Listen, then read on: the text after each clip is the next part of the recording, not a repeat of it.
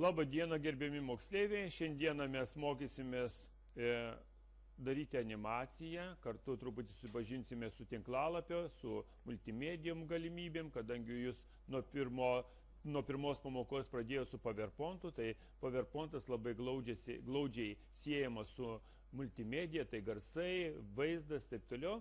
Ir mes šiandieną padarysim per pamoką su tokia nuostabia programa kaip Flash, padarysime tokį darbelį. Dabar parodau galutinį rezultatą, paskui mes jį darysime, tą rezultatą. Galutinis rezultatas bus toksai. Jūs padarysite 5 kadrų filmuką, kuriame čia bus paskui vėliau paveiksliukai įdėti, paskui čia bus mygtukas, o matot, rankytė atsiranda. Mygtukas paspausite į antrą kadrą, antram kadre bus slaptažodis, kad būtų galima įeiti į trečią kadrą, arba ketvirtą kadrą. Tai aš parašysiu slaptažodį vardas ir man iš karto permės turi į trečią. Jeigu aš suklyščiau, aš pademonstruosiu, kad suklysiu, ne? Tai man turi permės į ketvirtą. Ketvirtam kadre būtų pasakyta, kad bandyk dar kartelį. Tai užrašysiu Mikas ir permeta man į ketvirtą. Va. Tai mes dabar šiandieną mes ir pasimokysime, kaip tai susikurti. Mums programos reikalinga Macromedia Flash. Visi įsijunkite tą programą Macromedia Flash ir matote juostą, matote įrankius piešimo, matote langą ir po langais yra to lango savybių langai Actions, No Frame ir Properties. Dabar susimažinkim langą iki 80%, visi susimažiname iki 80% langą, 80 parašom, įspaudžiam Enter. 80 pasidaroma, ne? Ir vaizdo skalėje pasidarome, kad būtų large. Čia įsiskleidžiame ir pasirenkam large. Turim taip, ne? Jeigu kas nespėsite, neįsigaskite, jūs galėsite pasižiūrėti tą filmuką ir pasikartoti. Taigi toliau spaudžiame F7. Jisai, jeigu taip pasidarė kaip man, tai ištrinti reikia. Būtinai turi būti kiekvienam kadre. Mums čia iki 5 kadro turi būti šitas dalykas. Tai dabar čia vienas kadras, aš spaudžiu F7, kitas, trečias, ketvirtas, 5. Ir tai 5 kadrai turi būti. Čia kadrai vadinasi, ne? Kadrai. Tame pirmam kadre mes padarysime, kad jisai būtų numeruotas. Tai visi kadrai, kad būtų numeruota, kad jūs suprastumėt, kaip čia iš pat pradžių viskas vyksta. Tai spaudžiame A raidelę ir rašom vienetą. Jo savybės to vieneto randame properties. O čia pačioje yra properties ir matome, kad reiškia nustatyti reikia static text ir padaryti dydį to numerio, kad matytųsi. Na ir galim padaryti, kad spalva būtų, o čia spalva įsiskleisti, aš padarysiu, kad raudona būtų. Taigi, static text, 44 dydį aš pasidariau, šriftą irgi bet kokį galim pasidaryti ir spalvą nusistačiau. Taigi, aš turiu tokį numerį. Na ir dabar kiekvienam kadrui aš padarau tą numerį, jis automatiškai turėtų jau gautis ir spalva ir visa kita, ir įdedu į kiekvieną kadrą po numerį. Po numerį. Į kiekvieną kadrą įdedu po numerį. Įdedam po kadrą ir po numerį. Štai. Štai turime mes kadruotę, ne? Grįžtame į pirmą ir dabar pažiūrėkit, kas čia gausis. Aš paleisiu, dar čia truputį sumažinsiu, kad jūs geriau matytumėte greitį. Paleisiu tos kadrus ir jie nesustodami lakstys. 1, 2, 3, 1, 2, 3, 4, 5. Jie visą laiką juda, reiškia važiuoja.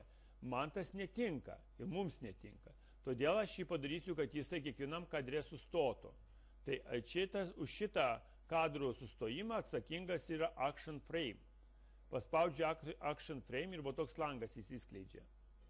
Jeigu čia nėra balta, čia neatsirado mėlyna, kaip bakstelim, tada pasiimame iš šito įrankio ir nusistatom Expert mode. Ne normal, toks pilkas, ne? Pilkas. Bet turi būti Expert, baltas. Ne? Va.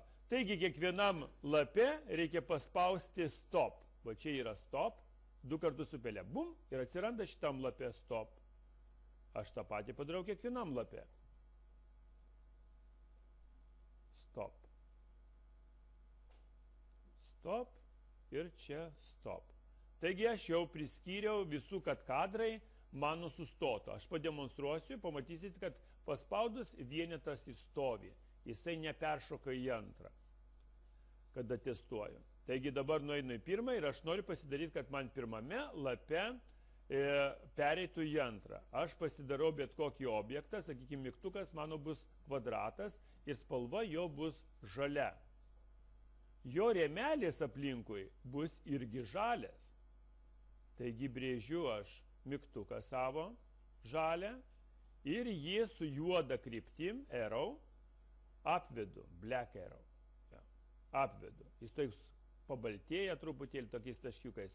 Toliau aš einu į insert, convert to symbol ir įsirenku, čia nieko nekeisdamas, įsirenku, kad būtų button, ne movie, ne grafik, o button. Button turi būti, nes čia mygtukas. Jis spaudžiu OK. Atsiranda pas mane langas su savybėmis ir aš spaudžiu on ant jo ir skliaustelį darau. Čia atsiranda release, daug čia visokių galimybių atsiranda, bet jų tarpe man reikalinga tik release. Aš 2 kartus su pele baksteliu ant jo ir uždarau skliaustelį. Darau laužtinį skliaustelį.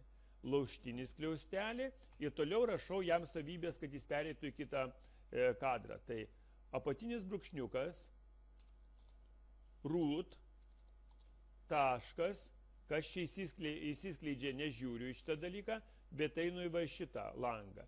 Ir spaudžiu 2 kartus ant go to and play. Ir jo laukelį arba tarp tų skliaustelių įrašau, kad į antrą kadrą nukeliautų.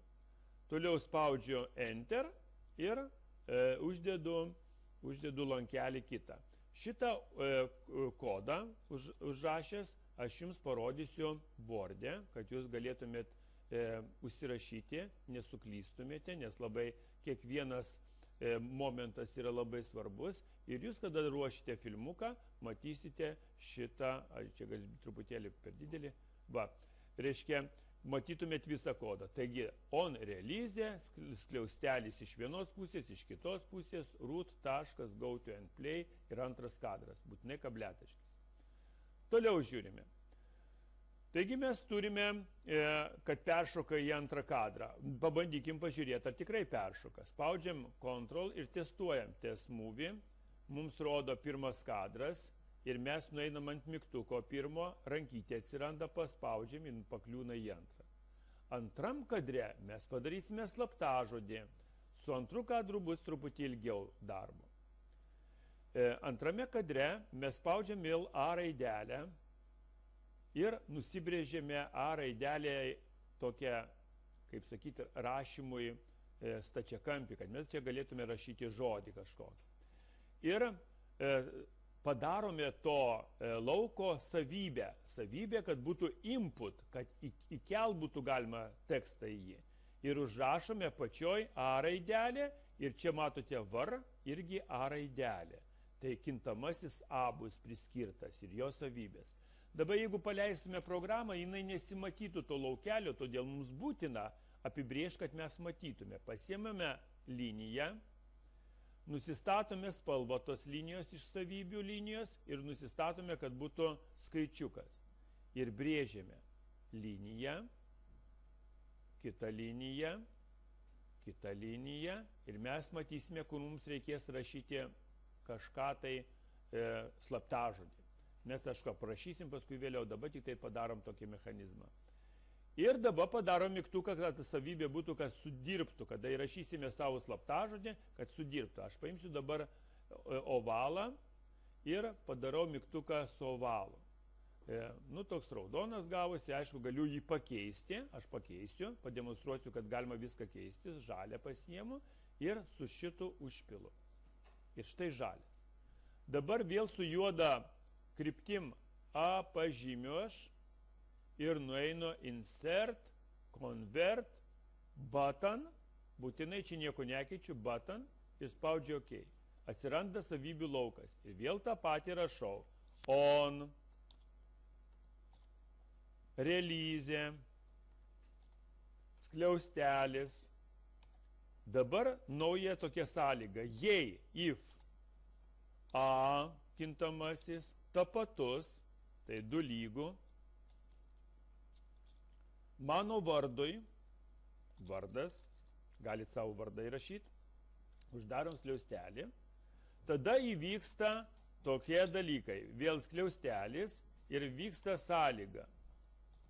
Root, taškas, go and play į 3 kadrą ir užsidaro skliausteliais. Šitą įvykį susidaro. Priešingų atveju, jeigu būtų blogas užrašas, else, skliaustelis, šitą sakinuką galim nukopijuoti, neliečiant šitos, ir uždedam, tik tai čia parašom 4. Uždarome skliaustelį ir parodau, skliaustelis tik tai uždarome, bet dar iš šito skliaustelį reikia uždaryti, kad sutaptų, tai dar vienas skliaustelis turi būti papildomas. Tai dabar parodau, kad išdidinu, koks čia kodas buvo, kad jūs, kada rašysit, matytume, tai on relyzė paspaudus, prasideda sąlyga, jei a kintamasis toks pats kaip vardas, tada nueina į 3 kadrą. Priešingų atveju, else priešingų, jis nueina į 4 kadrą. Taigi, viską čia paaiškinau. Dabar pažiūrėkim, kaip dirba. Prieš tai dar priskirkime, kad a kaip kintamasis atsirastų. Tai a, tai yra bus var, a, lygu, tekst, kabliataškis. Na ir dabar pažiūrime, ar mums čia gavosi ar nesigavo. Ctrl, test, movie. Klaidų neišmetė, tai reiškia gerai gaunasi. Pirmas mūsų langas, paspaudžiam į 2. Antram užrašysiu klaidą, Vytas, ir turi nukeliauti 4 kadrą. Taip ir padarė. Bet aš jeigu padarysiu, kad nukeliausiu į teisingą atsakymą, tada pakliūna į 3. Taigi ačiū uždėmesiu, iki kitų kartų.